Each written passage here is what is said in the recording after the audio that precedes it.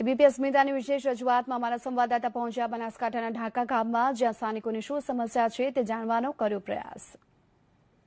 મારું ગામ મારી વાતમાં આજે બનાસકાંઠા જિલ્લાના ધાનેરા તાલુકાના દાખા ગામના દ્રશ્યો બતાવીશ। દાખા ગામના ગ્રામજનો, ગામ લોકો સહિત આગેવાનો પણ છે, સરપંચ પણ હાજર છે, તમામે તમામ ગામના લોકો છે। ગામ લોકોની વ્યથા અને જે વિકાસના કામો અધૂરા રહ્યા છે અને સતત ગામ લોકોની જે માંગણીઓ છે તે માંગણીઓને વાચા આપવા એબીપી અસ્મિતાની ટીમ દાખા ગામે છે। મારી સાથે ગ્રામજનો છે, સીધી વાત કરીશ। શું નામ તમારું? હરીશ ત્રિવેદી। હરીશભાઈ, પ્રાથમિક જો કોઈ ચર્ચા તો મુદ્દો હોય તમારા ગામમાં, અથવા તો પ્રાથમિક સમસ્યા શું છે તમારા ગામમાં? અમારા ગામમાં સમસ્યા મેઇન છે કે પાણીના તળ ઊંડા જાય છે। 800 1000 ફૂટના બોર બને છે અને પાણીની સમસ્યા બહુ, પીવાના પાણીની સમસ્યા બહુ છે। એટલે સરકાર કોઈ યોજના એવી બનાવે કે જેથી પાણીના તળ ઊંડા જાય ઊંચા આવે અને એમાંથી પાણી ઉતરે જમીનમાં અને કઈ તળાવ બનાવે કે કઈ બી પ્રશ્ન આ સોલ્વ કરે। કારણ કે પાણીના તળ ઊંડા જશે તો હિજરત કરવાનો સમય આવી જશે અને પાણીના તળ ઊંડા જાય છે કોઈ ગંભીરતાથી લેતું નથી, કારણ કે બધું એના ઉપર જ, બધી વસ્તીને એના ઉપર જ નિર્ભર કરે છે।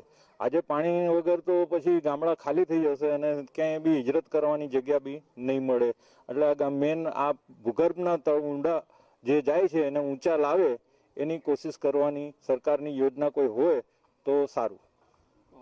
બિલકુલ, તો ભૂગર્ભ જળ જે ઊંડા જઈ રહ્યા છે તેના ભાગરૂપે જો ગામના તળાવો પણ પાણીથી ભરવામાં આવે તેવી ગામ લોકોની માંગ છે। બીજા પણ ગ્રામજન છે, સીધી વાત કરી। શું નામ તમારું કાકા? સાહેબ, મારો વક્તાભાઈ અગ્રાભાઈ।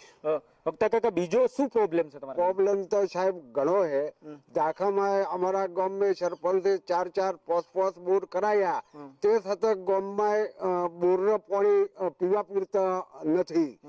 ગાય રખડતી પાણી વગર 3-4 દિવસમાં મરી જી, વગર પાણી પી જાય, વગર રખડતી ગાય મરી જી।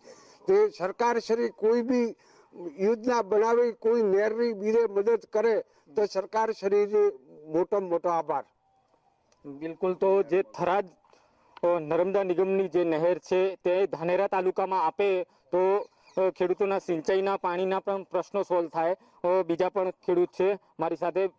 શું નામ તમારું કાકા? ખુમાભાઈ ત્રિવેદી। ખુમાભાઈ, બીજો શું પ્રશ્ન છે તમારા ગામમાં? અમારે ગામમાં દવાખાનાનો બહુ પ્રોબ્લેમ છે। માણસો બીમાર થાય, કોઈ જગ્યાએ જવાતું નથી, ડીસા ધાનેરા જવું પડે।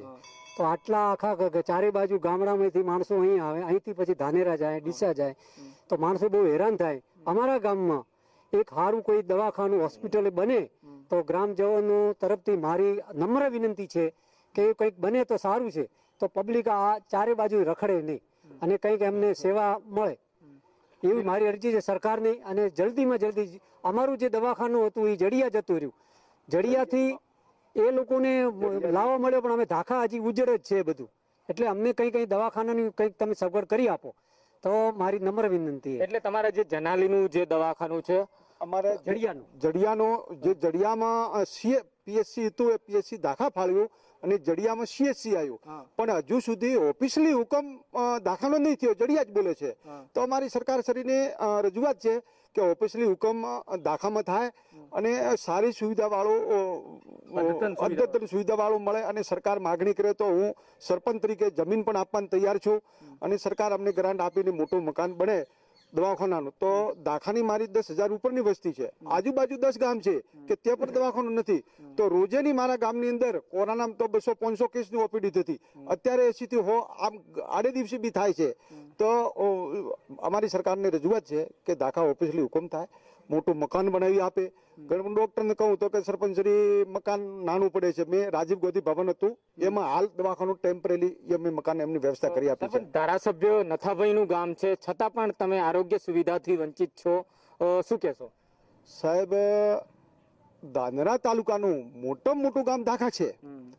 નાના ગામમાં સુવિધા થઈ ગઈ છે, નેનાવા સુવિધા બધું છે, જડિયા સુવિધા છે, સીએચસી છે, ધાનેરા કરતી સારી, કિંમત થઈ ગઈ, વાલેર થઈ ગઈ, નાના ગામમાં સુવિધા થઈ ગઈ। પણ મારા ગામમાં કે 60 વર્ષથી જે દેશ પંચાયત રાજ આઝાદ થયો તો મેં આ સરકાર શ્રીને વારંવાર રજૂઆત કરતા મને દવાખાનું તો મળ્યું પણ ઓફિશિયલી હુકમ થયો નથી। બાકી ઘણા બધી પાયાની જે સુવિધા જોઈએ કે હજુ દાખાથી રમુણાનો રસ્તો અમને નથી મળેલો.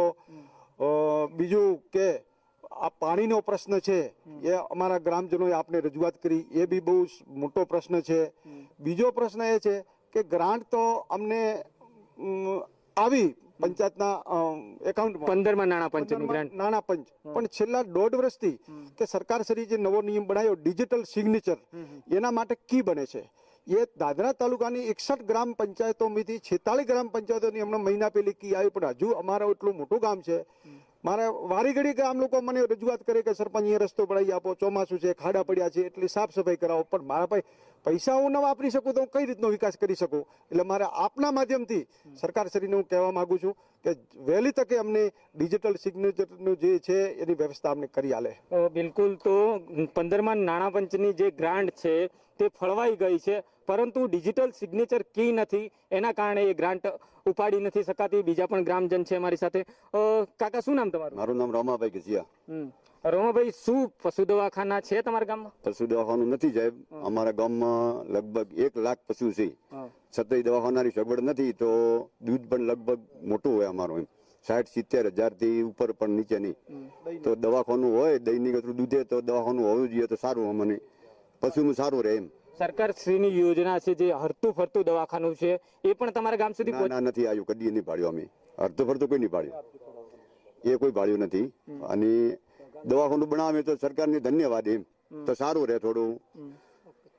બિલકુલ. તો અનેક પ્રશ્નો ગ્રામમાં છે. આ ગામ ધાનેરા તાલુકાનું છે, જે ધારાસભ્ય નથાભાઈ પટેલ અહીંથી બિલોંગ કરે છે. આ ગામ નથાભાઈ ધારાસભ્ય છે, એમનું ગામ છે, છતાં પણ અનેક સ્થાનિક સમસ્યાઓ છે. મારી સાથે ફરી સરપંચ છે. સરપંચ, બીજા કોઈ પ્રોબ્લેમ છે તમારે? જે સરકારી પશુ દવાખાનાની જરૂર છે એ હું આપને કહું છું કે મારા અનુભવ પ્રમાણે ઓલ ગુજરાતમાં કોઈ ગામમાં દૂધ નથી એટલું. રોજનું 80 થી 85 હજાર લગભગ લીટર દૂધ છે. તો નાના મોટા પશુ લાખોની સંખ્યામાં છે. તો અમને તત્વરી સરકારી પશુ દવાખાનું મળે તો ગામ લોકોને લાભ મળે. બીજું તો જે અમારી બનાસ ડેરી છે, બનાસ ડેરીની મેડિકલ વાન છે પશુનું, એ અમને સુવિધા મળે છે. બાકી બીજી કોઈ સુવિધા સરકારી ડોક્ટરની નથી. એટલે ગવર્મેન્ટ કોઈ પણ પશુ દવાખાનું? ગવર્મેન્ટનું કોઈ નથી, ખાલી બનાસ ડેરીની અમને સુવિધા મળે છે, બીજી કોઈ સુવિધા દવાખાનાની નથી. તો એ પણ હું આપના માધ્યમથી સરકાર શ્રીને કહું છું કે અમારું તત્વરી કામ થાય તો ગામ લોકોને સંતોષ થાય. એટલું મોટું ગામ છે. બિલકુલ. તો ગ્રામજનોની અનેક સમસ્યાઓ છે.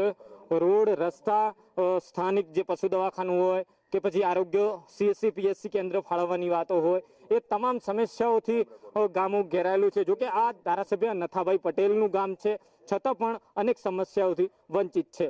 વસંત તિરગર, ABP અસ્મિતા, બનાસકાંઠા.